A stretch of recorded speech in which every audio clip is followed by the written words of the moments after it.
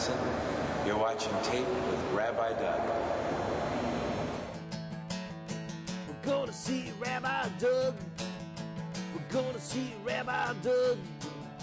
We're gonna see Rabbi Doug on your TV tonight.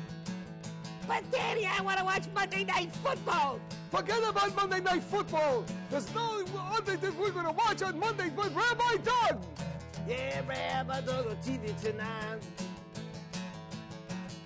We're gonna see Rabbi Doug. Oh, everybody talk about Doug. Shalom and welcome to Taped with Rabbi Doug. Glad you could be with us today. I have with me today someone who is an expert actually in website development and putting together websites, and his name is Ed Mullen. And Ed, welcome to the show. Thank you, Rabbi Doug. Nice to be here. Ed, you have developed a website that is now obviously viewed by those around the world, visited by those around the world, which is unique because it's something that people normally don't think of going on the web and finding, and that's IncredibleArt.com. Tell me about IncredibleArt.com. How the heck do you get into the field of art on the internet? What made you find art as your field? Well, this is a great question, one I get asked fairly often. IncredibleArt.com was started from a number of different directions. One was I knew that I wanted to start a business, and I wanted to be on the internet, online. And I co-founded the company with my brother Jeff. And we determined that there are probably two major ways to come up with a great business idea. One way is to find a very successful company. You take and study their business model, then you emulate them.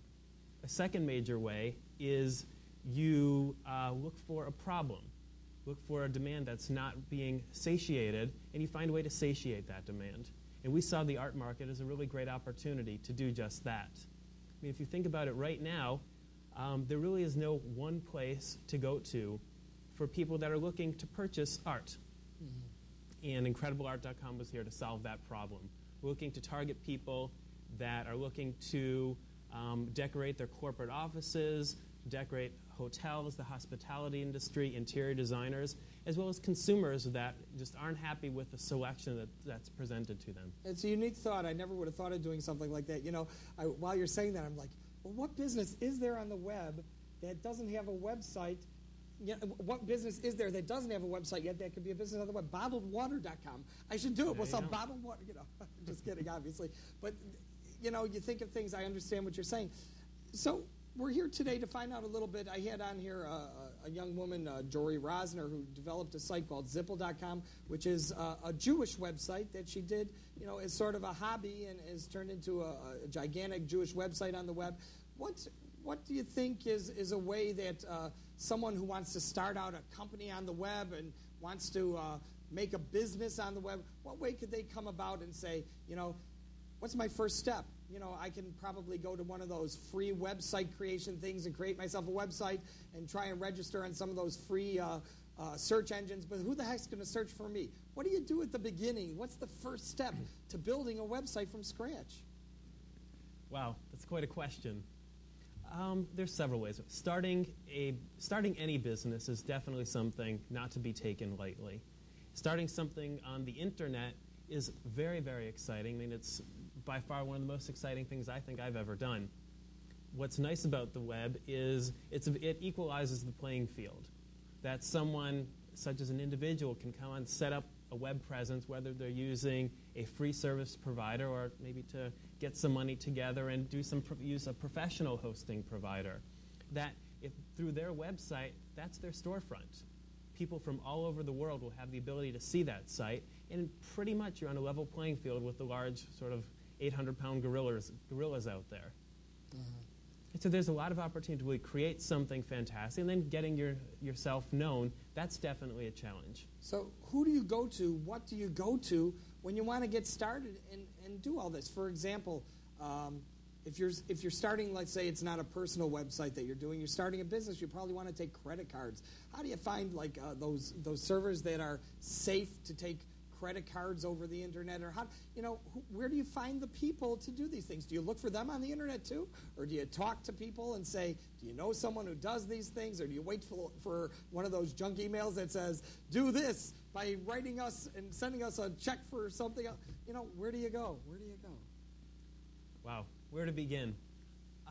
The way we started IncredibleArt.com is we came up with the idea, we raised a small amount of capital, and we did some research. We did our homework. We recognized that the opportunity we were targeting was very large. The art and decorative arts market is actually a $60+ billion industry. You expand into home furnishings and such, it's even larger. So it's something that required some very serious research. We did research on the market as well as the opportunity. And from there, we took that research and we authored a business plan.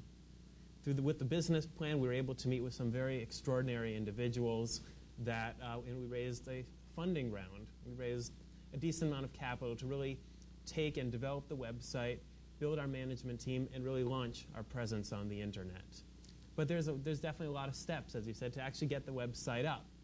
Sort of the initial part is really just the framework. The exciting part or the more challenging part then begins. You need to either learn HTML or web coding yourself or hire a professional team or company to build the site for you.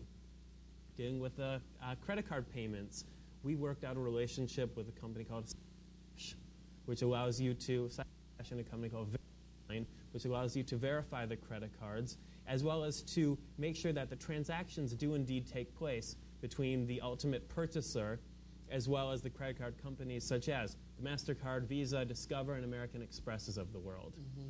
It's a very, very intricate process. There's lots of things that are really important to remember. You have to be very careful.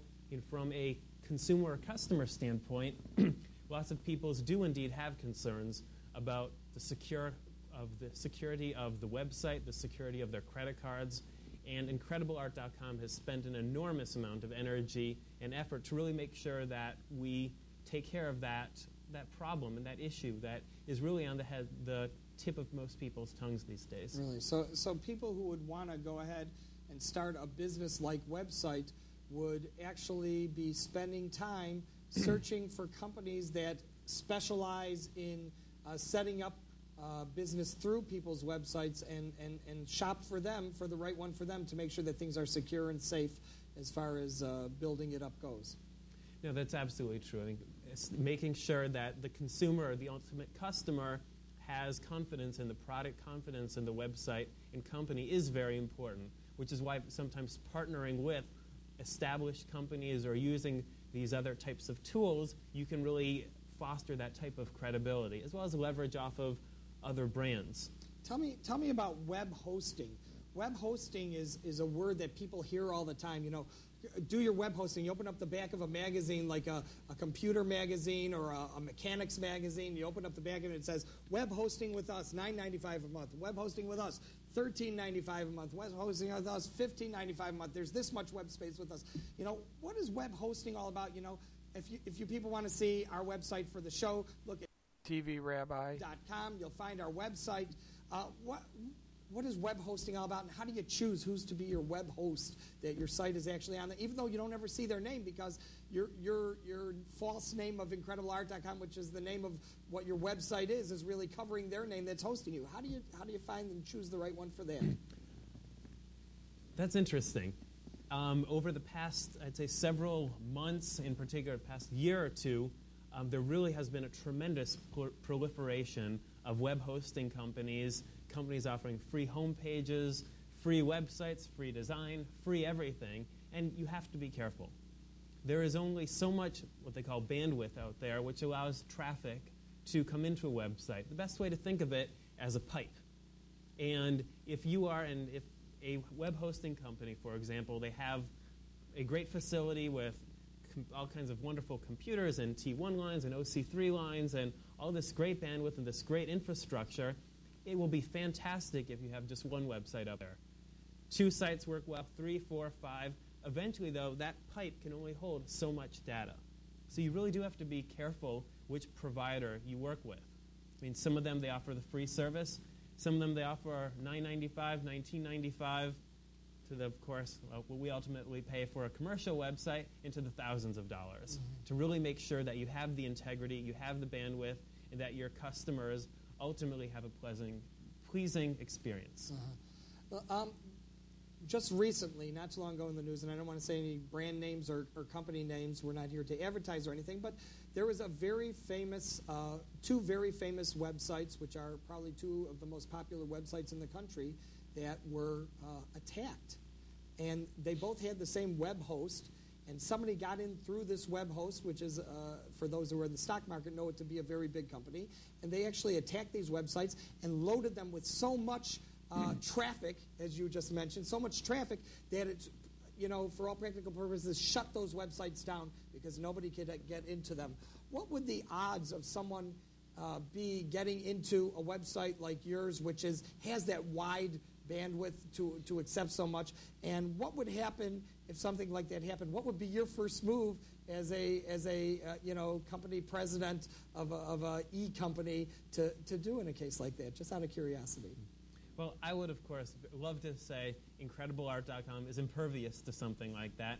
But as you indicated, the sites that were attacked were some very well-known companies that have far more money and far greater resources than our company has at present. It's definitely something we're very well aware of. I mean, we spend a lot of money and a lot of effort, and we have our staff spend a lot of time on the security of the website, the integrity of our customers, whether it's their credit card numbers, their purchasing history, pretty much anything that goes on the site. Likewise, we do have what they call redundant web servers, and we use a clustering technology through a partner with Microsoft.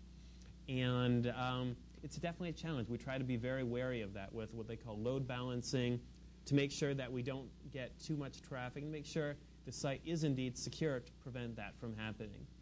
But it is a challenge. If something like that would happen to us, that would definitely be a very large issue for us to have to deal with and be accountable for. Let's talk about Ed Mullen for a minute. You are from a nice traditional family. You attended a Jewish day school growing up. You're a Harvard graduate. You had a good business background, and your family's in business. You had a lot of people to come with. Some people come out and drop out of high school, and they have these successful e-sites that they're making millions on, and they don't even have a high school diploma. What is it that what do you have to learn to go into an e-business? What is, do you have to learn how to use a computer? Do you have to learn HTML to be able to write a website? What do you have to learn? Because I know that your upbringing and your schooling isn't what brought you here today. So what did bring you here today? Wow. Well, there's several things. I mean, I really always had a passion for the internet, for technology, for things that move very quickly, and for opportunity. As I said, with IncredibleArt.com, we saw a lot of strength in the market we are targeting. And likewise, we've been rewarded. We have lots of very satisfied customers, and we're very happy with that. But I'd say what's really important, I'm somewhat biased due to my own initial background, is technology.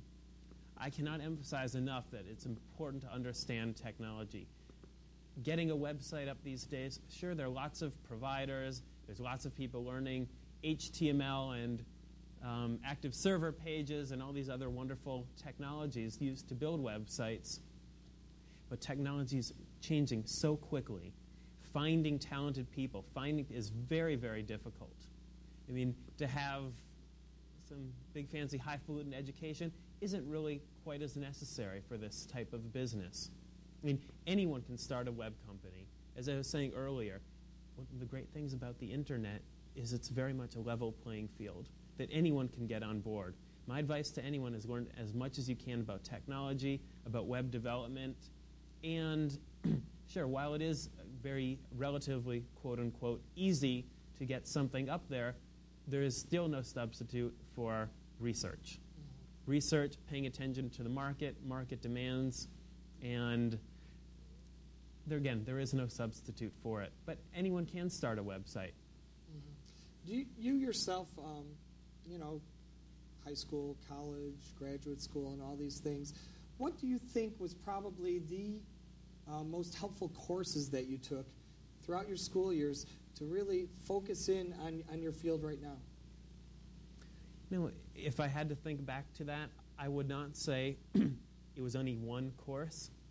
I'd say going back to technology, my own personal background is I've always had a very computer-centric background. I started my first internet and my first technology company doing computer consulting back in 1991. And those memories... You were just a kid. I was just a kid. Well, not that I'm so much older than that right now either. But really starting that, my love for starting companies, for being entrepreneurial, getting involved in sort of the nitty-gritty and details. But that's really where the excitement has lied for me. I've always considered myself very entrepreneurial. And the internet, again, was just such an easy way to capitalize on that. And additionally, my own personal fascination for the business I'm in, which is art. Everyone loves art. Art is something that makes everyone happy. It's exciting. And really what we're able to provide on our website is a tremendous service for people, allowing them to see, as we like to say, incredible works of art from around the world and bringing it to them. Makes people happy. We're providing a really great service and really solving a problem. Let me ask you this. You've become very worldly in your ways, as I know a little bit about you, or maybe a lot about you. You know, you grew up in Milwaukee and then moved to Florida. Then you went to Boston to school. You went to Michigan. You went to Boston. You lived in New York for a while, and you've settled in Los Angeles. And tell me, you settled in Los Angeles really to get into this business and stuff. What is the advantage to being in LA? Do you make extra business connections out there? Like, for example, you're in Chicago all the time on business. You're going around the country on business trips and stuff like that. Is there an advantage to you as an e-business, as an art business or an e-business? Is there an advantage to being in LA, or is it just the resources worked out that way for you? There's a lot of great places you can start a company. Again, one of the great things about the internet is geography isn't necessarily very important. Los Angeles is a great place for us. On a personal note, it's a fantastic environment. I'm very pleased with LA just as a community. From the business perspective, there's a lot of talent out there. There's a lot of other very successful companies in LA. The talent pool is very strong. From an art perspective, New York historically has always been a very strong center for art.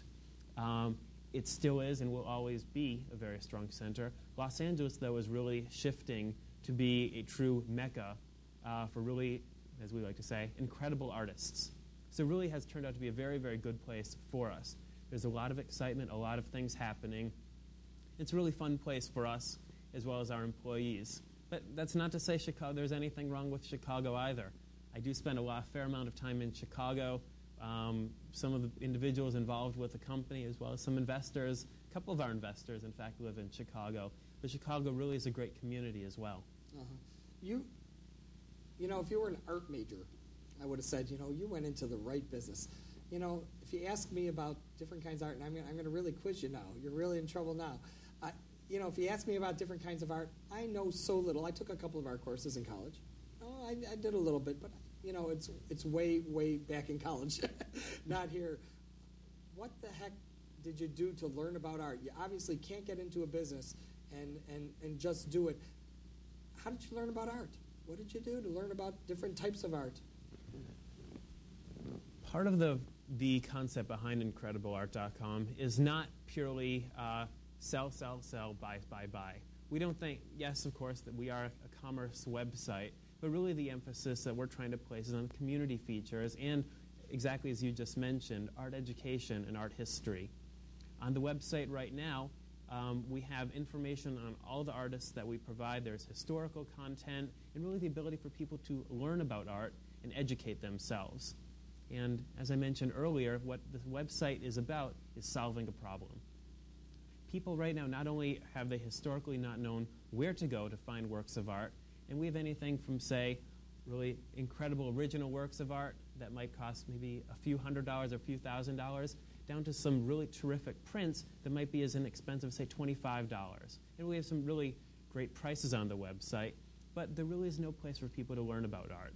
Not everyone was fortunate enough to have taken art history classes in college, or even in high school for that matter. And there really is from our research and our experiences, there really is no place to go to make up for that lost time or to learn about art, which is why IncredibleArt.com is a great place for people to learn.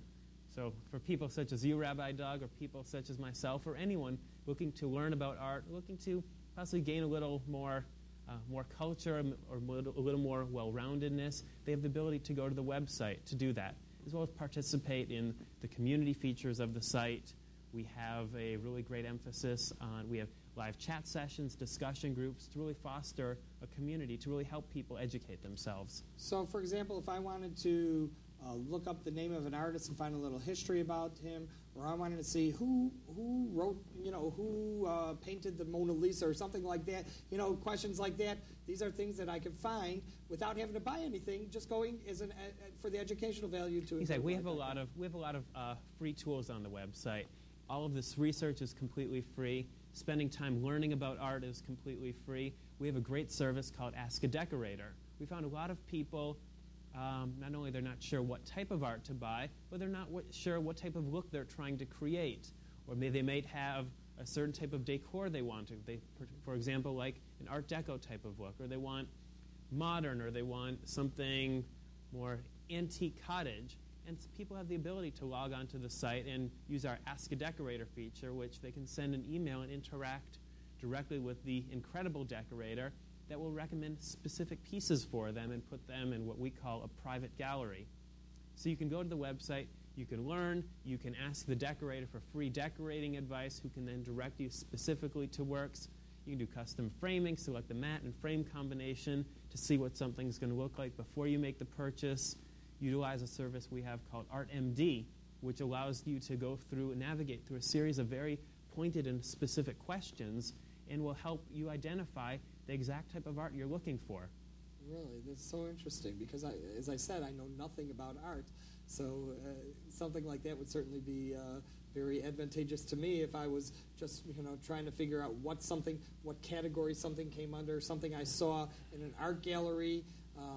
Or something like that, what it's all about. I could come to you and look it up on your website and find out some information about it, where I may not have been able to find it in an encyclopedia or in on the web anywhere else, as a matter of fact. We also have a great service, an art locator service, similar to what you were just talking about, that if someone does, for example, see a piece in a gallery, and they know the artist's name or the title or the description of the piece, or they've seen something, or they have a rough idea of what they're looking for, they can ask the decorator, go to customer service, or utilize our locator feature, and they can type in the description, as much or as little information as they know, and we will help them find that exact piece. Okay, now here's a big question. Talking on without going into the real business end, because that's not what we're here for, but how the heck do you find the resources to supply people with what you want? Obviously, you don't have a warehouse with no e-business has a warehouse, the ones that sell CDs, the ones that sell the books, millions of books. How do you find a resource for every type of art in the world that you're carrying? For example, you have Chagall's. Tell me about your Chagall's, and how do you find a resource to get Chagall's? These Chagall's that are from Israel are things that you have on IncredibleArt.com. Where do you find things like this? That's something that's not a trivial task. We spent a lot of time, in fact, the better part of about 18 months, setting up these supply relationships that we have currently. We have relationships for actually well over 100,000 different products. Relationships with publishers from around the world, as we like to say, incredible artists from all over the world, representing several thousand exclusive pieces to our website, as well as you mentioned, the Chagall windows that we had, that the Chagall, as you know, did the stained glass windows at the Hadassah Hospital in Israel, and we had a series of lithographs. Some really extraordinary things. What our focus on is sourcing and finding the best of the best, truly incredible works of art from around the world. And it really takes us a dedicated staff and team of people looking around the world to develop and create those sourcing relationships, as well as from a pricing standpoint. And because of the relationships that we have, we're able to offer really strong pricing to people that come to the website, whether it's on the business and trade side or directly to the consumers, offer them tremendous savings, as well as knowing that they're getting true quality works of art. And you did this by researching your resources to make sure that you could do that, just like any business would try and find the best resource so that they could keep their prices comparable or lower than their competitors. But let me ask you this, with the website thing, from day one, day one, you went and rented an office, you went to rented a warehouse office, and you got your computers and you got your phone lines in.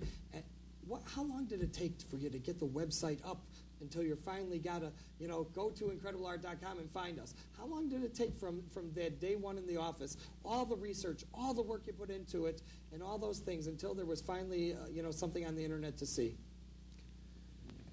It took us quite a while. And I can definitely say probably double or triple what we initially thought. We started IncredibleArt.com, was launched about 18 months ago around this time. And that was sort of the coming up with the initial idea, doing the research, putting together a business plan, having the opportunity to really meet with some investors, and then really formulate things. We've moved actually into 3 different offices over the course of the time. And whereas initially we thought it would take 2 to 3 months, it's something that took basically double that to really put a quality site. And you know what? The site is still not done. The site is a work in progress. Every day we're adding a lot more artists to the website. We're getting better and better sourcing relationships. We're adding more features, more content, as well as changing the look and feel of the site. The site has gone through a number of different iterations, and it's going to continue to do so. It's truly a living, breathing entity of its own. A great way to think of IncredibleArt.com is the world's largest gallery. We operate with virtual shelf space. So we're constantly adding artists to the library, and so people can really enjoy works of art. Not everyone is fortunate enough to live in an urban environment where they have access to really strong galleries. Or even if they do, if you're living in, say, Chicago, you don't have the ability to see the great galleries in Los Angeles or New York, and of course, vice versa. So we really have the ability to provide this as a resource to everyone around the world. Great exposure for the artists that want to post their works, which of course they can go to the website for information on that, as well as for the consumers themselves to see these great works. It's an incredible field to be in e-business. You're provided us with a lot of information, and I think that our viewers will certainly want to know more about art. They can learn from art education from you by going to your site. If they have any questions for you, they can email us here at taped@writeme.com or taped@mail.com, and we'll forward that email to you so that you can maybe answer their questions directly. I want to thank you so much, Ed Mullen, for being with us and sharing your views and your experience in creating a website from scratch into a commercial website. I think there are a lot of people out there who are really thinking of wanting to do that, and that you may have given them a little bit of encouragement because you started from scratch and did this. I want to thank you, our viewers, for being here with us. Remember, we're on every week at this time. We hope you'll be with us next week, and thanks to Ed Mullen. I wish you much hatzlacha, much success in all your endeavors on building your e-business. And thanks for being with us here on Taped with Rabbi Doug. See you next week. Shalom.